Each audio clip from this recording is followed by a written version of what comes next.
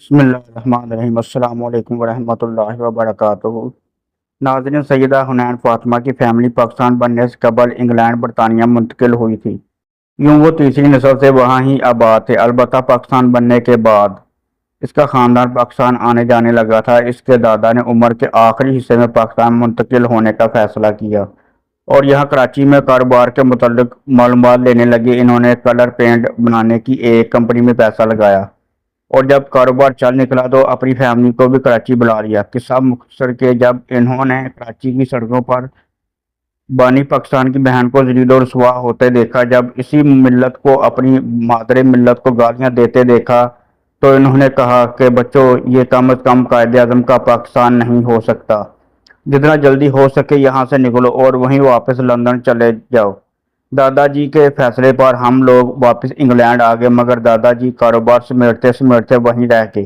ان کا انتقال ہو گیا، مگر انہوں نے ہمارے دل میں ایمان، اسلام اور پاکستان کی محبت ڈال دی۔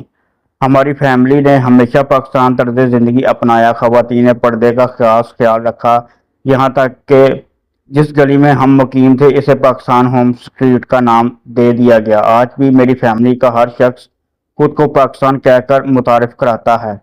خیر، میں نے تعلیم مکمل کی اور شادی کے بعد پیرس منتقل ہو گئی، جہاں میں نے بینک میں ملازمت اختیار کر لی، مگر میرے سینئر نے میرے پردے کرنے اور عبایا پہننے پر اعتراض کر دیا۔ میں نے ان کی بات کو ٹالنا شروع کر دیا، یہاں تک کہ ایک دن مجھے حجاب اور جاب میں سے کسی ایک چیز کا انتخاب کرنے کا کہا گیا۔ میں نے شوہر سے مشورہ کیا۔ میرے شوہر نے مجھے حجاب چھوڑ دینے کے لیے کہا اور اس کی بیسیوں دلیلیں دے دی، مگر میرا دل مطمئن نہ ہوا، یہاں تک کہ میرے شوہر نے مجھے حکم دیا کہ میں پردہ نہ کروں۔ میں نے شوہر کی بات کے سامنے سر تسلیم خم کر دیا اور ان کی بات ماننے کا فیصلہ کر لیا، مگر جب میں کمیٹی کے سامنے پیش ہو کر پردہ نہ کرنے والی شرائط پر سائن کرنے لگی تو میرا دل نہ مانا اور میں نے اسی وقت ملازمت سے استعفیٰ دے دیا۔ میرے شوہر نے میری جاب چھوڑ دینے کی حرکت کو میری انا سمجھ لیا اور سزا کے طور پر مجھے طلاق دے دی۔ میں طلاق لینے کے بعد واپس انگلینڈ منتقل ہو گئی اور یہاں ہی اپنی عدت پوری کی۔ انگلینڈ میں جہاں ہم مقیم ہیں اس گلی میں اکثریت مسلمانوں کی ہے۔ میرے پڑوس میں ایک قطر کی فیملی آباد تھی۔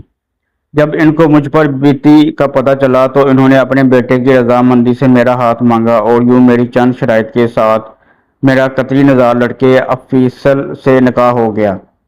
نکاح کے بعد میرے شوہر نے سعودی عرب میں بزنس شروع کیا اور ہم وہیں منتقل ہو گئے۔ اللہ تعالیٰ نے مجھ پر کرم کیا اور مجھے سعودی عرب کے ایک پرائیویٹ بینک میں ملازمت مل گئی۔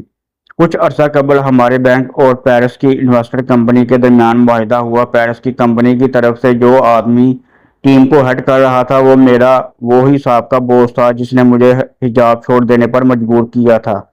میں نے یہی بات اپنے موجودہ عرب باس کو بتائی تو انہوں نے مجھے مکمل سپورٹ کرتے ہوئے معاہدہ کرنے کا اختیار دے دیا اور ساتھ ہی میرے سابقہ سینئر کو حکم دیا کہ ہماری طرف سے چونکہ خاتون ڈیل کر رہی ہے تو لازم ہے کہ آپ کی طرف سے خاتون ہی ڈیل کرے۔ آپ کوئی خاتون نمائندہ مقرر کر کے اسے پاور آف اٹارنی دیں۔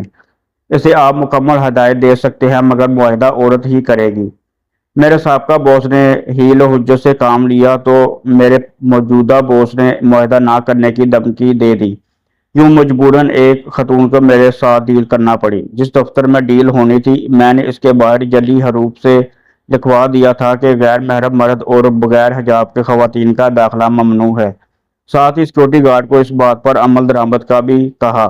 جب خاتون مجھ سے ڈیل کرنے کے لیے پہنچی تو اس نوٹس کو نظر انداز کرتے ہوئے میرے دفتر کی طرف بڑھی تو اچانک سیکورٹی گارڈ نے ان کو روک کر نوٹس کی طرف توجہ دلائی، ساتھ ہی خاتون کو حجاب کے لیے عبایا بھی دیا جو مجبوراً ان کو پہننا پڑا اور تب ڈیل سائن ہوئی۔ جب مہمان چلے گئے تو میرے باس نے مجھے پیرس والی جاب چھوڑنے پر داد دی اور کہا کہ یاد رکھنا، اسلام اور ایمان کی خاطر دی گئی ہر قربانی کی جزا ہے۔ تم نے ملازمت کی قربانی دی، اللہ تعالیٰ نے تم کو بہترین ملازمت دی، شوہر کے بدلے بہترین شوہر دیا، ملک کے بدلے بہترین ملک دیا۔ اس کے برعکس اگر تم محض دنیاوی فائدے کے لیے اللہ تعالیٰ کے حکم کو نظر انداز کرتی تو شاید دونوں جہانوں میں دھتکاری جاتی۔ میں نے اپنے باس کی بات سے مکمل اتفاق کیا، اس بات میں کوئی شک نہیں، آج میرے پاس الحمدللہ سب کچھ پہلے سے بہترین ہے۔